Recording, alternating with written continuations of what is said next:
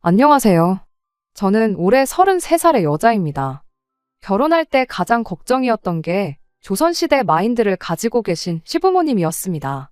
세상에 이렇게 열려있는 사람이 또 있나 싶을 정도로 오픈 마인드를 가진 신우가 제 인생에 이렇게 큰 풍파를 가지고 올 줄은 생각도 못하고 있었죠.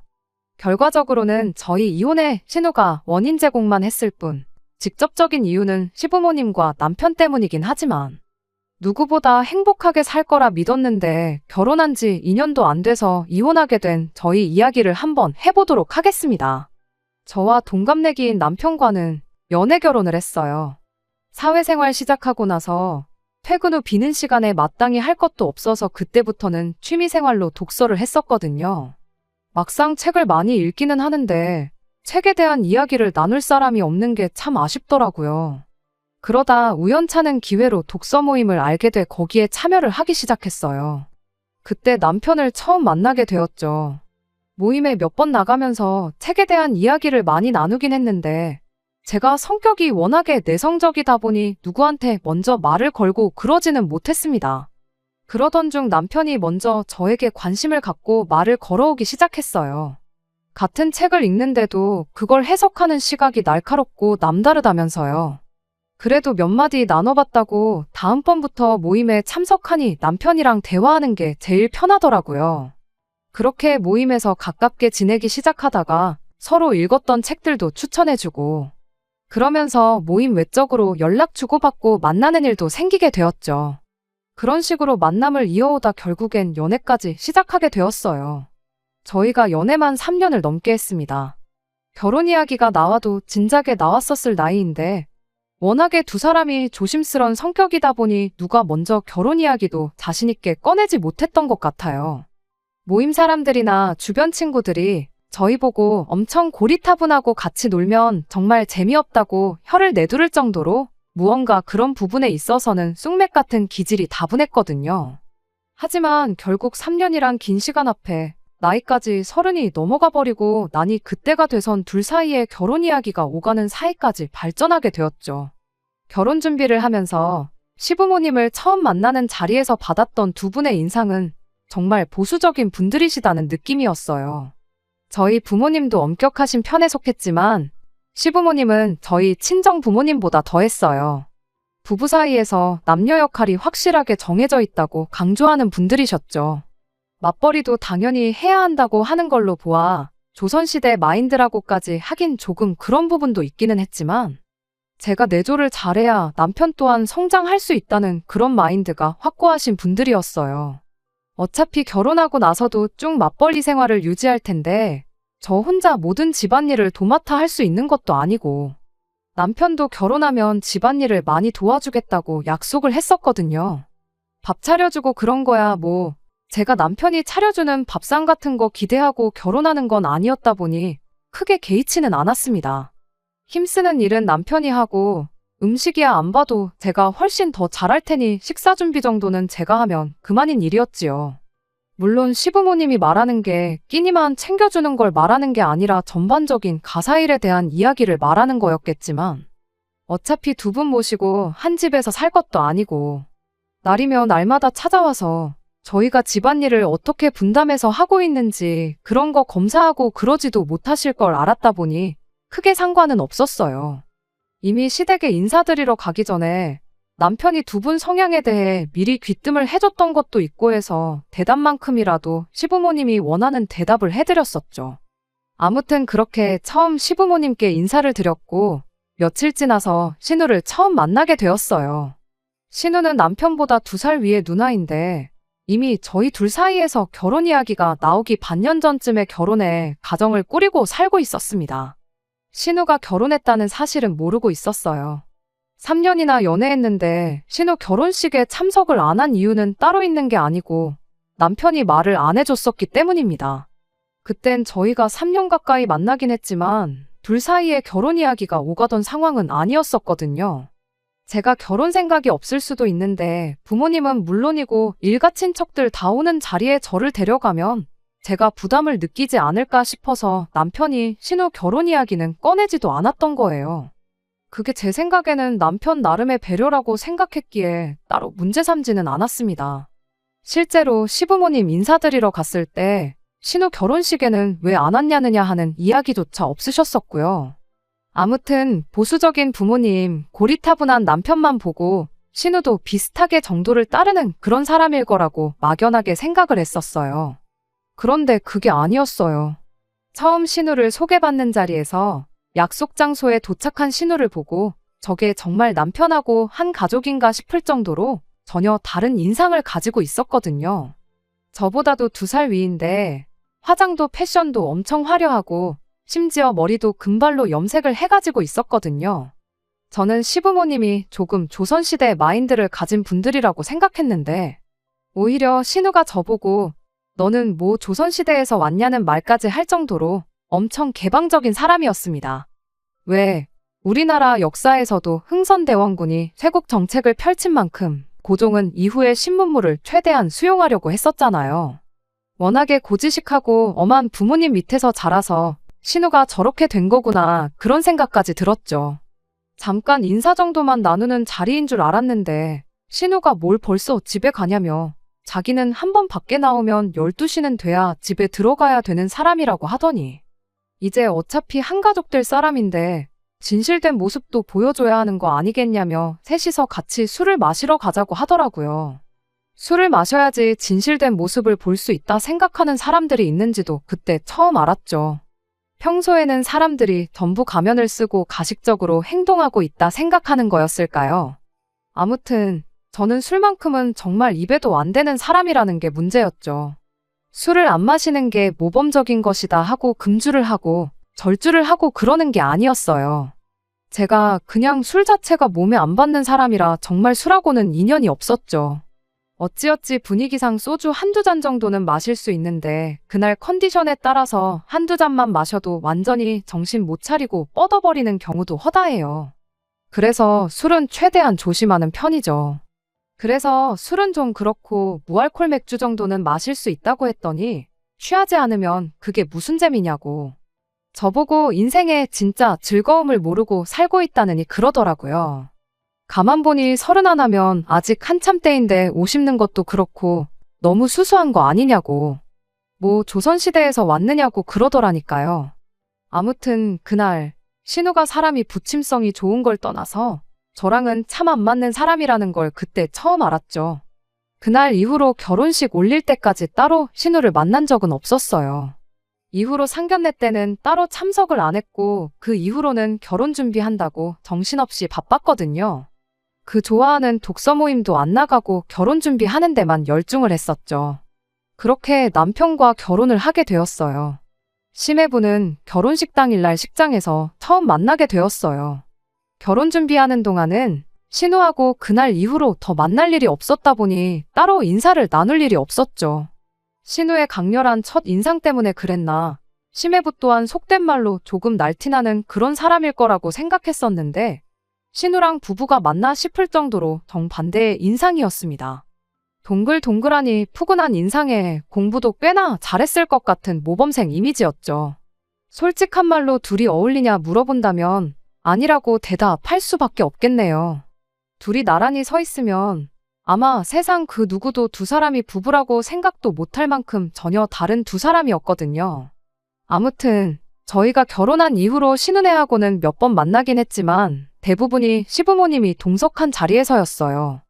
그랬다 보니 직접적으로 신은혜랑만 같이 만나 시간을 보냈던 적은 딱 한 번밖에 없었지요.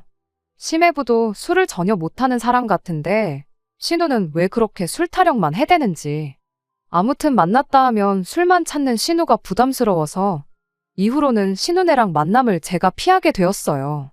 하지만 가족들 다 같이 모인 자리에서는 신우도 부모님이 계셔서 그랬나 술을 좀 자중하는 분위기라 그때는 아무 문제 없었지요. 그렇게 온 가족들이 다 같이 모인 자리에서 볼 때마다 느낀 건데 심해부가 신우를 참 많이 아끼고 사랑하는구나 하는 생각이었습니다. 뭐 외식을 가던 시댁에 모여 식사를 하던 그냥 신우 하나만 챙겨주고 그러는 시기였어요. 그래도 명색이 사위인데 장인 장모님 챙기는 척이라도 하는 게 맞지 않나 싶은데 그런 건 하나도 없고 진짜 신우만 그렇게 챙겨요. 예를 들면 뭐 고깃집 가서 외식을 하고 있다 치면 고기가 익는 족족이 신우한테만 덜어주고 신우가 상추를 잘 먹는다 치면 쌈이 떨어지기 전에 몇 번이고 셀프바 왔다 갔다 하면서 리필해주고 그러는 시기였지요. 상추가 한 장 밑으로 내려가지 않고 계속해서 리필이 되는 걸 볼 때면 세상에 이런 애처가가 또 있나 싶었죠.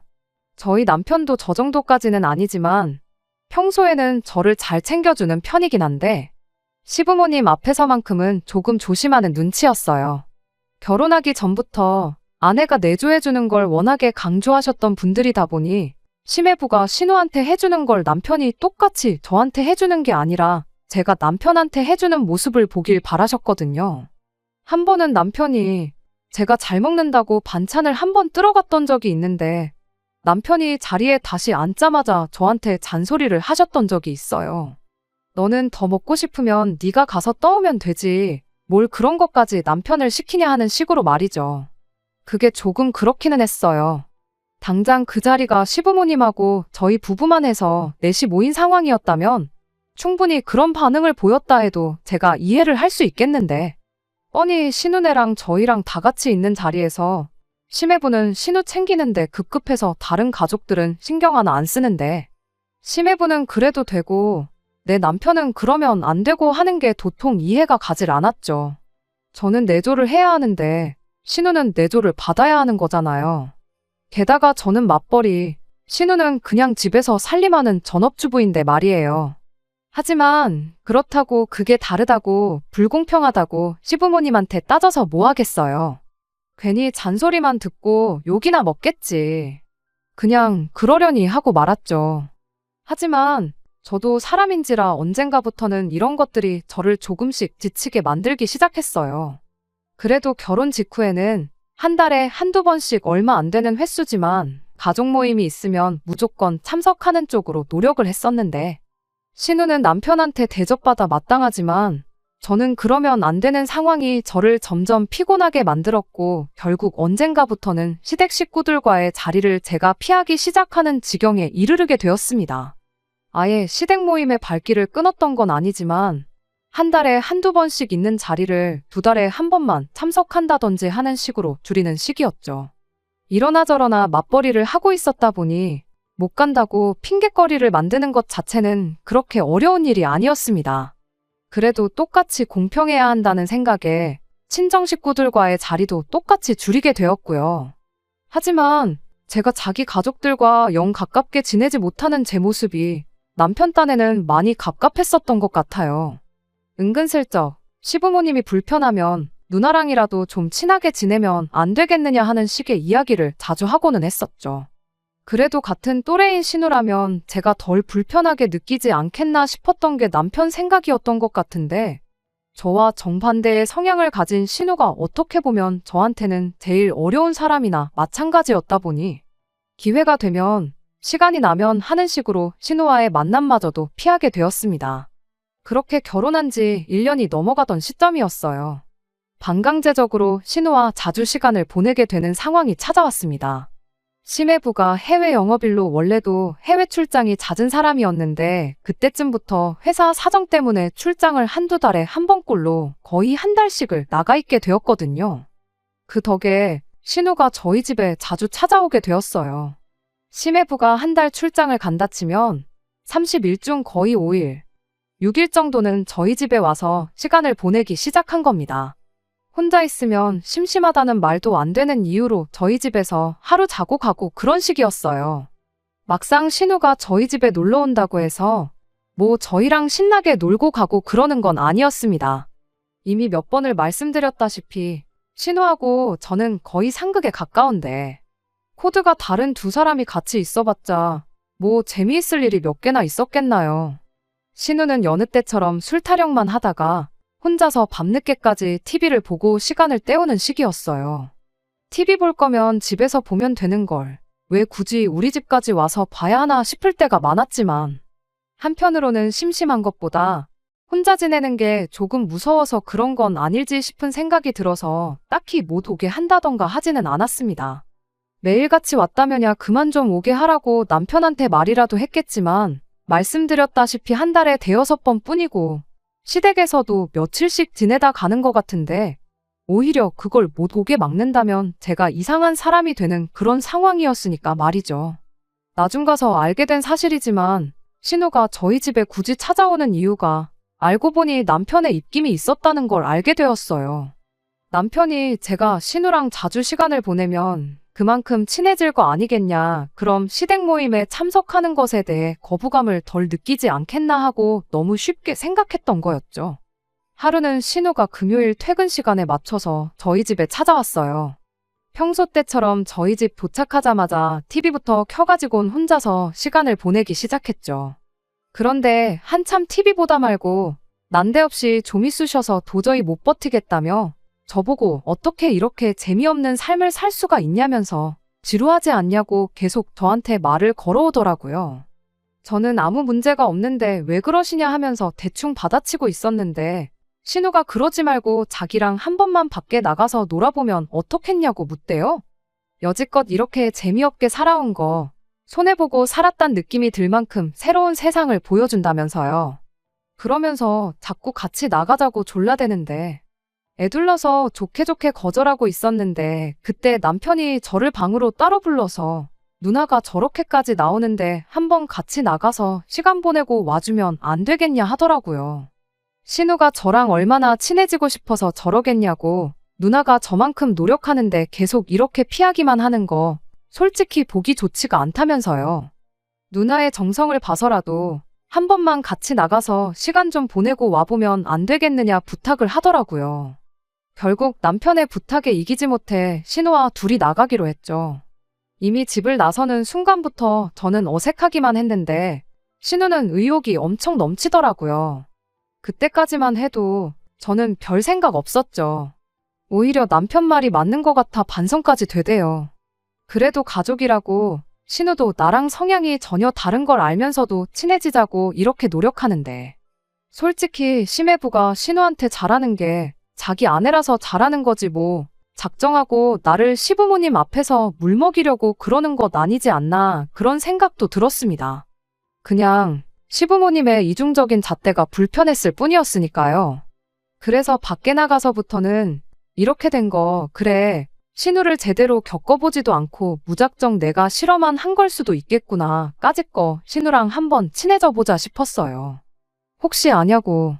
신우랑 친해지면 나중에 시부모님이 심해부와 남편을 두고 이중적인 태도를 보일 때 신우가 나서서 제 편을 들어줄 수도 있지 않겠나. 나름 최대한 긍정적으로 상황을 받아들이려고 하고 있었어요. 신우가 자꾸 뭐 하고 싶냐, 뭘 좋아하냐 묻길래 저는 잘 모르니 형님이 가자는 대로 따라가겠다고 했어요. 그렇게 신우가 자주 간다는 술집으로 향했죠. 술은 같이 못 마셔줄지라도 술상대 정도는 되어줄 수 있겠다는 생각에 별 생각 없이 따라간 거예요. 그런데 신우가 저를 데려간 곳이 그냥 술집이 아니라 남녀가 합석해서 술 마시는 그런 헌팅 술집이었다는 게 문제였어요. 신우가 여지껏 몰랐던 새로운 세상을 보여준다는 게 난생 처음 보는 남자랑 합석해서 술 마시는 걸 줄은 정말 상상도 못했죠. 아니, 감히 세상 누가 상상이나 하겠어요. 다른 사람도 아니고 지 동생의 배우자를 데리고 나와 합석하는 헌팅 술집에 데려오는 신우가 세상에 어디 있겠나요? 제가 형님한테 미쳤냐고 결혼한 사람이 이런 곳을 왜 오냐고 딴 데 가자고 했더니 이런 데 오면 결혼한 사람이 오히려 더 인기가 많다면서 저보고 결혼 반지는 잘 끼고 왔지? 하고 딴소리를 하고 있는 거 아니겠어요. 그러더니 기어이 남자 2명을 어디서 물어와 합석을 시키기까지 하는 겁니다. 그 와중에 신우가 제 옆에 앉으려는 사람한테 한다는 소리가 제가 술을 2잔만 먹어도 뻗어버리는 애라고 어떻게든 술 2잔만 먹이라는 소리를 하는데 그걸 보고 장단 맞춰주는 것도 여기까지다 싶어서 그냥 자리에서 일어나 버렸어요. 신우가 저를 붙잡아 오겠다고 같이 따라 나왔죠. 신우가 저한테 한다는 소리가 산통 깨지 말고 정 같이 놀기 싫으면 머릿수나 맞춰달라길래 심해부도 형님 이러는 거 알고 있느냐고 따졌죠. 신우는 당연히 알고 있다고 설마 남편 모르게 이런 데를 다니겠냐면서 다 믿음이 있으니까 가능한 거라는 소리를 하대요. 그러더니 저한테 자기가 뭐 이상한 거 할 줄 알고 끝까지 갈 줄 알고 이런 데 오는 줄 알았냐면서 되려 저를 이상한 사람 취급하는 거 아니겠어요? 이야기가 길어지니 왜인지 모르겠는데 합석할 뻔했던 남자 둘이 어슬렁어슬렁 가게 밖으로 나와서 저희 쪽으로 오더라고요. 뭐 술 한 잔도 안 먹고 먹튀당한 줄 알았다며 안주 다 시켜놨다고 얼른 들어가서 놀자길래 저는 그냥 가봐야겠다고 한마디 했어요. 남자들이 그럼 짝이 안 맞아서 쓰겠냐면서 돌아선 제 어깨를 잡았는데 그때 보니까 저 남자들 왼손 약지에도 반지가 하나씩 껴있대요. 알이 크고 반지도 줄이 굵은 게 그냥 커플링은 아닌 것 같고 저 인간들도 결혼해서 가정이 있는 인간들처럼 보였어요. 어처구니가 없어서 집에 있는 가족들 생각하면서 니들끼리 재미나게 놀라고 한마디 했죠. 그랬더니 남자들이 뭐 말을 그렇게 하냐며 성질을 내기 시작했는데 신우가 두 사람을 말리더니 자기가 한참 때는 혼자 몸으로 두 사람 세 사람도 상대했다면서 저런 재미없는 거 같이 있어봤자 분위기만 상한다고 그냥 셋이서 놀자고 그러더니 저는 그냥 두고 가게 안으로 들어가 버리더군요. 저대로 두고 가도 되나 걱정이 되긴 했는데 감시한다고 따라 들어갈 수도 없고 언제 나올 줄 알고 밖에서 기다리고 있자니 그것도 아닌 것 같고 심해부도 이러는 거 안다는데 어련히 알아서 잘하겠지 하고 그냥 집에 들어와 버렸어요. 남편이 왜 벌써 왔냐, 누나는 어쩌고 혼자 왔냐 물어보는데 당신 누나가 헌팅 술집 데려가서 내 옆에 남자 한 명 붙여주더라 그렇게 한마디 해주려다가 신우 사생활도 있고 저는 2시간도 안 돼서 집에 돌아오긴 했지만 남편이 괜히 나까지 이상하게 볼 수도 있겠다 싶기도 했어요. 그래서 그냥 앞뒤 다 자르고 신우가 중간에 아는 사람들 만나서 그 사람들하고만 놀길래 그냥 혼자 집에 돌아왔다고 그렇게 한마디 하고 말았죠. 남편도 제가 처음 보는 사람들 많은 자리를 싫어하는 걸 알아서 그런지 별말은 안 하더라고요. 아무튼 그날 신우도 저랑 다툰 게 기분이 상했던 건지 뭔지 모르겠는데 그날 이후로는 저희 집에 더 이상 찾아오지 않게 되었어요. 솔직히 암만 심해부가 해외 출장이다 뭐다 해서 집을 자주 비운다지만 신우가 그런 식으로 찾아오는 게 썩 내키진 않았는데 차라리 잘 되었다 싶었죠. 그 뒤로는 괜히 신우를 보는 게 불편해서 시댁 모임에 거의 발길을 하지 않게 되었어요. 그러다 몇 달 지나 집안에 경사가 생겼다며 시부모님이 자리를 만들길래 그날은 어쩔 수 없이 시댁에 다녀와야 했습니다. 무슨 경사가 있나 했더니 세상에 신우가 임신을 했다는 소식이었어요. 시부모님은 물론이고 심해부도 입이 귀에 걸려서 다들 행복한 표정이었습니다. 그날 자리의 주인공인 신우만 빼고요.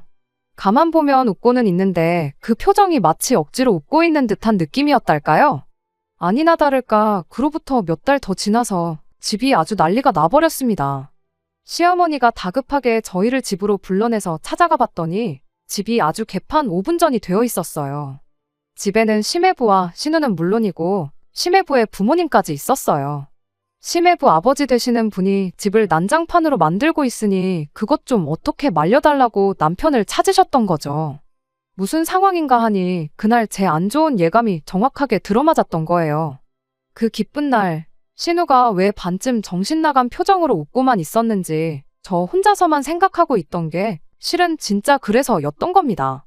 신우 뱃속에 있는 아이가 심해부의 아이가 아니었던 거죠. 심해부가 신우를 얼마나 굳게 믿고 있었던 건지 날짜 계산도 안 해보고 임신 소식에 당연히 자기 아이겠거니 생각했었나 보더라고요. 그런데 심해부네 부모님은 뭔가 찜찜했었나 봐요. 아들이 출장을 저렇게 다니는데 날짜 정도는 확인해봐야 싶었던 거죠. 그리고 아니나 다를까 날짜를 역으로 계산해보니 앞만 봐도 한참 해외 출장 중일 때 생긴 아이가 아니고선 그 날짜가 나올 수 없다는 걸 눈치챈 거죠.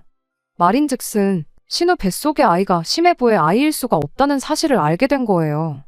만약 심해부가 신우의 임신 사실을 몰랐더라면 아무도 모르게 그 전에 어떻게든 조치를 취할 수 있었을 텐데 심해부가 임신 사실을 알게 되었으니 신우도 어떻게 대처를 못하고 심해부 아이인 척하면서 어찌할 바를 모르고 정신줄을 놓고 그러고 있었던 겁니다.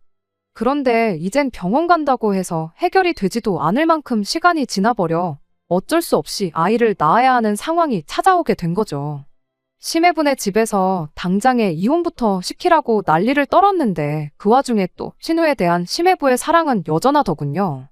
신우랑 이혼하고 싶지 않다고 그냥 내 자식이다 생각하고 키우겠다고 자기 부모님한테 대들고 있는데 그 말이 끝나기 무섭세 심해분의 어머니는 뒷목부터 잡고 쓰러지네 만회하고 있고, 콩가루 집안도 이런 콩가루 집안이 따로 없었습니다.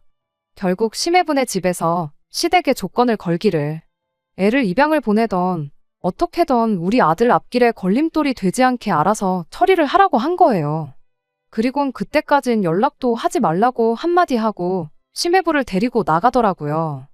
그제서야 시부모님도 신우한테 미쳤냐고 제정신이냐고 뭐라 한마디 하시대요.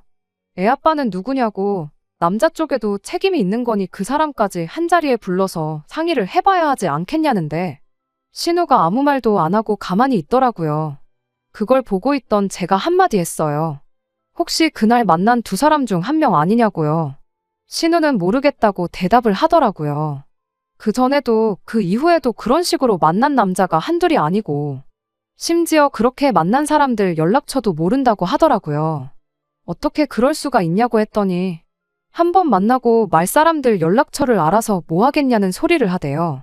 그런 식으로 한 번만 만나면 일탈이지만 두 번을 만나면 불륜이라고. 자기도 조심한다고 한 건데 왜 이렇게 된 건지 모르겠다며 짜증만 내고 있는 겁니다.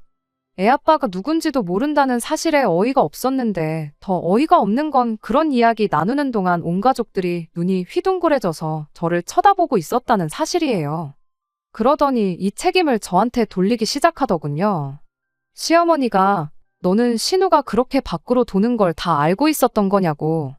그걸 알면서도 어떻게 한 가족이 돼서 신우를 말리지 않았을 수가 있었냐고 하면서 신우가 이렇게 된 게 다 제 탓이라는 말도 안 되는 소리를 하는 겁니다. 어이가 없었죠. 방금 신우가 하는 말 못 들으셨냐고, 그날 말고도 이미 몇 번을 더 그런 식으로 호박씨를 까고 그랬다는데 어떻게 그게 내 탓이 될 수나 있느냐고 따졌습니다만, 이미 시부모님한테는 이 일의 원흉이 신우가 아니라 저였고 이 모든 책임을 제가 져야 한다는 식으로 저를 몰아가기 시작했어요. 애 아빠가 누군지는 이제 알 필요도 없는 상황이었죠. 그들 생각에는 원인 제공자를 이미 저로 점 찍어 놓은 상태인데 그게 뭐가 중요했겠어요. 결국 시부모님은 그 책임을 저에게 전부 떠넘기고는 그래도 우리 사위가 우리 딸을 너무나 사랑해서 애만 없어지면 결혼 생활을 이어가겠다고 하지 않느냐고, 그게 얼마나 다행이냐고 한마디 하더니 신우애는 저희 호적에 올려서 저희들 자식으로 키우면 되겠다는 소리를 하는 거 아니겠어요? 신우도 그제서야 상황이 어떻게 돌아가는 건지 깨달은 듯 엄마 말이 맞다고, 지금 생각해보니까 그동안 그렇게 만난 사람들 전부 술만 마시고 말았었지, 실수했던 건 그날 저랑 있을 때 만났던 두 사람들 밖에 없다고 그렇게 말을 바꾸더라고요. 그때 제가 자기를 제대로 말렸으면 이런 일이 발생하지 않았을 거라며, 애는 내가 대신 낳아준 거라 생각하고 자기 배불러 낳은 애를 저희들 자식으로 키우라는 소리를 하는 겁니다. 그 와중에 남편은 암만 자기 가족들이라고 해도 다들 미친 거냐고 한마디를 해줬어도 모자랄 판에 무슨 성인군자가 되어가지고는 생명의 존엄성을 운운하면서 가족들하고 편먹고 저를 설득하려고 들더라고요. 그래도 누나가 낳은 아이면 한 핏줄인데 피가 섞인 가족을 어떻게 누군지도 모르는 사람들한테 키우라고 입양을 보낼 수 있겠냐며. 어차피 너 나이가 33살 나이면 노산이라 임신도 힘들다 하고 아이도 정상이 아닐 수도 있다는데 그냥 누나 아이를 우리 아이라 생각하고 우리가 맡아서 키우자는 겁니다. 남편한테 너도 똑같이 따라서 미친 거냐고, 피가 섞인 게 니네 집 식구들 피만 섞였지 내 피가 섞였냐고 한마디 따졌어요. 33살 나이가 노산인 것도 무슨 뭔 상관이냐고, 네 누나가 암만 젊은 사람인 척 하고 다녀도 우리보다 2살 더 많은데 눈에 뵈는 게 없어서 이제 기본적인 산수도 안 되냐 따졌죠. 그리고 방금 네 누나가 애 아빠가 2사람 중 1명일 거라고 한 말도 못 들었냐고. 그 말대로면 그날 밤에 신우랑 같이 있던 게 둘 중 하나가 아니라 2사람 전부였다는 소리 아니냐고. 그날 보니 그 인간들도 다 결혼해서 가정이 있는 사람들이던데 그런 정신머리 가지고 살고 있는 사람들한테서 나온 아이가 퍽이나 정상이겠다고.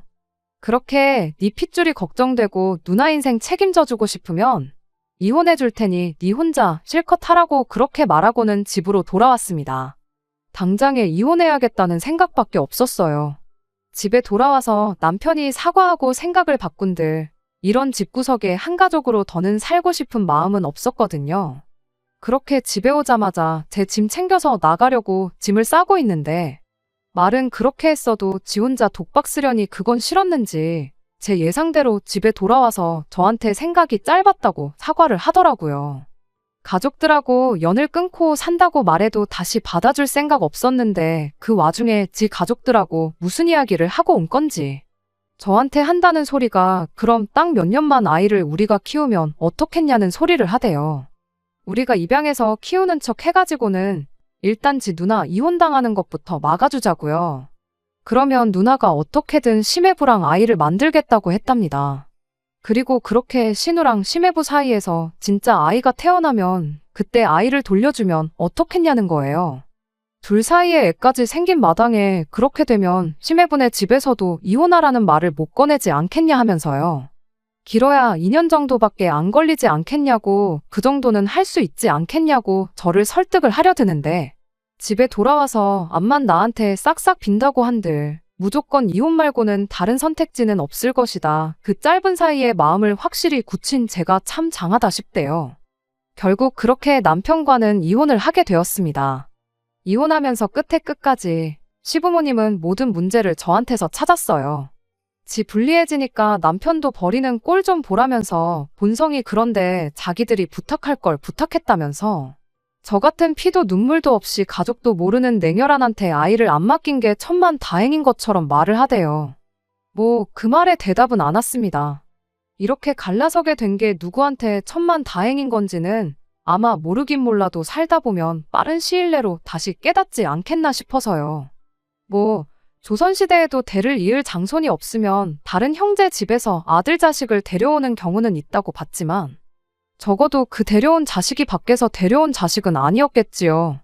암만 제가 33 나이로 이혼녀 딱지를 달게 되었다 한들 자기들 편한 대로만 해석하는 썩어 빠진 유교사상 조선시대 마인드를 갖고 있는 집구석에서 탈출한 건 정말 다행이라는 생각밖에 들지 않네요. 안녕하세요. 이걸 후기라고 해야 할지 해명이라고 해야 할지 모르겠는데 왜 거기서 오지랖 넓게 그날 이야기를 꺼내서 이혼까지 하냐는 댓글이 있어서 이렇게 추가로 글을 남기게 되었습니다. 일단 첫 번째로 이혼한 부분에 대해선 한치의 후회도 없어요. 신우가 아니었어도 심해부랑 남편을 두고 다른 가치관을 들이대는 시부모 때문에라도 언젠가 일이 터지면 터지지 않았을까 싶어요. 그리고 신우랑 같이 나간 날, 그날 일에 대해 함구를 하고 있었다고 한들 물론 제 생각이긴 하지만 신우가 저 때문에 저렇게 된 거라고 책임만 안 돌렸겠지. 분명히 끝에 가선 무슨 이유를 대서든 그 아이를 저희 보고 키우라고 했을 거라 확신합니다. 이거 해명하겠다고만 후기를 보낸 건 아니에요. 신우도 결국 이혼하게 되었거든요. 심해부도 정신을 못 차린 게 그 와중에도 신우랑 헤어지기 싫다고 부모를 설득을 했었는가 봐요. 그래서 어찌어찌 애아빠만 찾아오면 애 클 때까지 양육비를 받고 지 자식으로 키우던가 그쪽에서 원하면 아이를 넘겨주던가 하는 쪽으로 결정을 내렸다는데 그 와중에 애아빠 찾아낸다고 후보를 추리다가 저랑 같이 나갔던 문제의 그날 애아빠일 수도 있는 사람이 같은 날에 2명이나 된다는 사실을 알려줬는가 봐요. 심해부가 생각보다 더 호구라서 애아빠만 찾아오면 지 자식으로 키운다는 소리에 무슨 말을 해도 용서를 받을 거라 생각한 건지 대체 무슨 생각으로 그런 건지는 저도 모르겠지만 그 말을 듣고 다행히 심해부도 정신이 퍼뜩 들었던가 봅니다. 애아빠 후보가 한두 명이 아닌 것도 미치겠는데 하룻밤 사이에 2명이나 된다는 그 사실에 이건 그냥 넘어가주고 말고 할 것도 없다 싶어서 그냥 그 길로 완전히 이혼하기로 했다나 봐요. 말도 안 되는 집구석에 사위랑 며느리로 있는 것보다야 이혼하게 된 게 심해부도 저한테도 더 좋은 일이 아니겠나 싶네요. 끝까지 들어주셔서 감사합니다. 오늘의 사연은 여기까지입니다. 구독과 좋아요, 알람 설정 부탁드리고 더 좋은 사연으로 다시 찾아뵙겠습니다. 감사합니다.